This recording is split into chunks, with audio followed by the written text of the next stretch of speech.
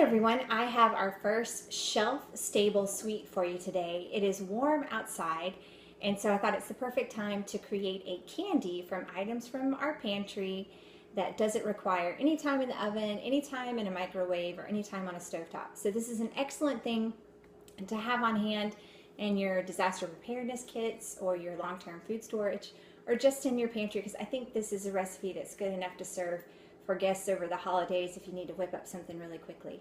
This is based loosely on a Filipino candy called Pastillas. Both my Filipino friends and my Brazilian friends make candy with sweetened condensed milk. My Brazilian friends make these amazing things called brigadeiros, and my Filipino friends make this milk candy called Pastillas.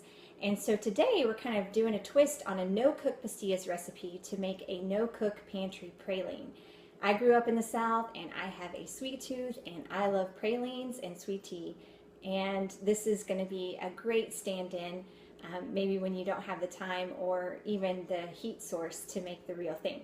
So pastillas generally have two ingredients, which would be a larger can of sweetened condensed milk and a full-fat powdered milk. This is Nido. This is powdered milk, but it has all of the fat included. A lot of the other traditional dry milks only have non-fat or low-fat versions. Nido has full fat, and it just adds a little bit of depth of flavor to your recipe. So the twist on it today, since we're going to try to go for like a praline flavor, is that we're going to use the dulce de leche sweetened condensed milk.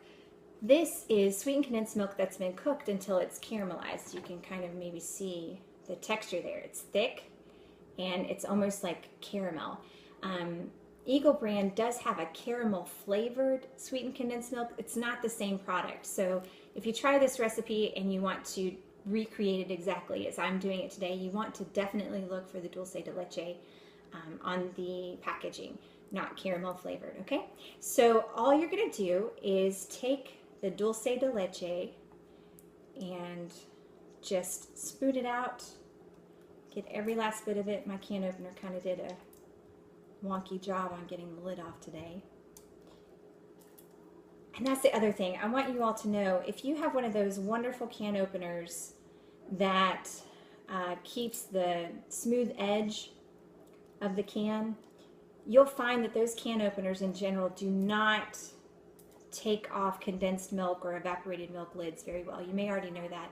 So make sure, even if you use that can opener every day, make sure to have a traditional can opener in your emergency kits so that every type of can is easily opened. All right, so you're going to do the dulce de leche, and in this recipe I'm just going to put a tiny bit of vanilla extract, maybe like a half a teaspoon.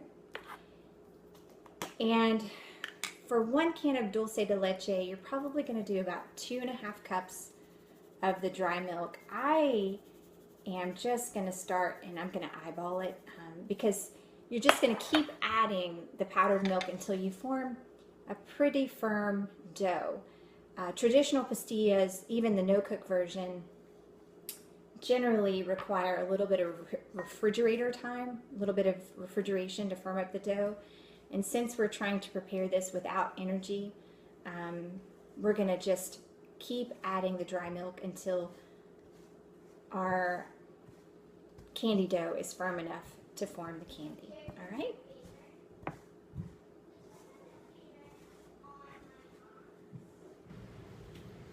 All right, now I'm going to be like the headless chef.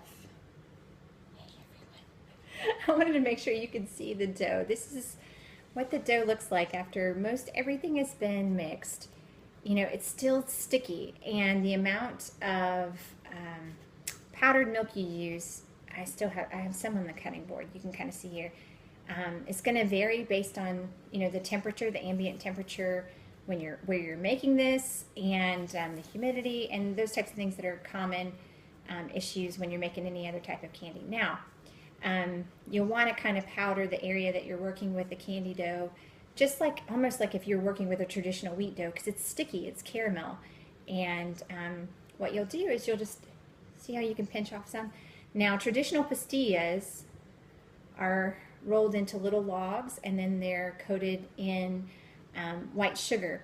But to make our pralines, what we're going to do is I have just about a half of a tablespoon measure here, and just get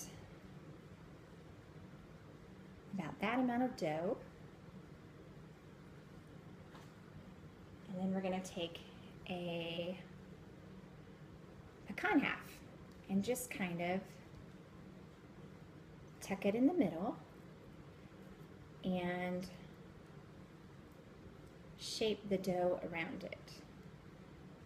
Now that's a lot of pastilla dough around it. You might actually want to do a smaller measure. So then you take it, and I've got some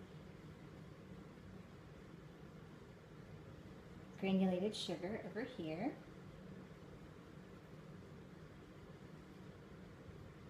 And you just coat the candy just like that. All right, I'm going to do a couple more for you and plate them up and come back with my head in the shot. All right. All right, so I've made a few more of the candies, but I think I found a really awesome technique for plating them that looks nice and is easier. So you're only going to need a 1 teaspoon measure, okay? And you're just going to take a teaspoon of the dough.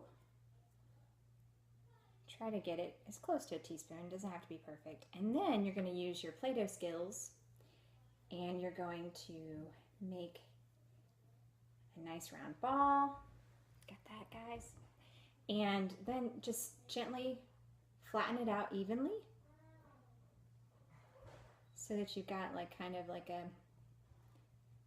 candy patty.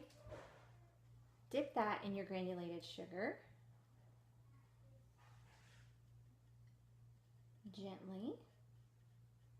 Try to keep its nice round shape. And find a pretty pecan and just press it in like so. Can you guys see those? You know what? Let me move the camera. Hold on. Try not to make the camera too sticky. Oh, sorry, guys. Can you see that?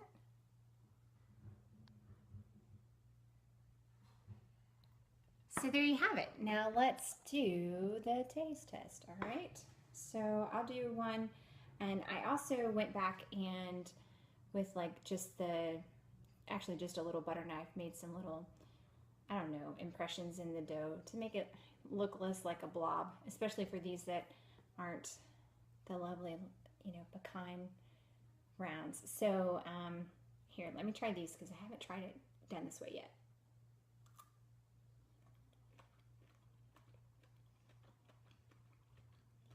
Really good. Now it's super chewy, but these are so good with hot tea.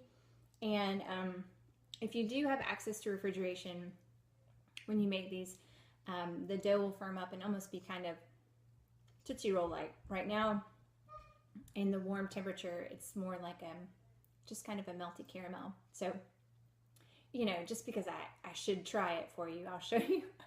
I'll do the taste test with the regular one too. Awesome! You can see the little pecan in the middle.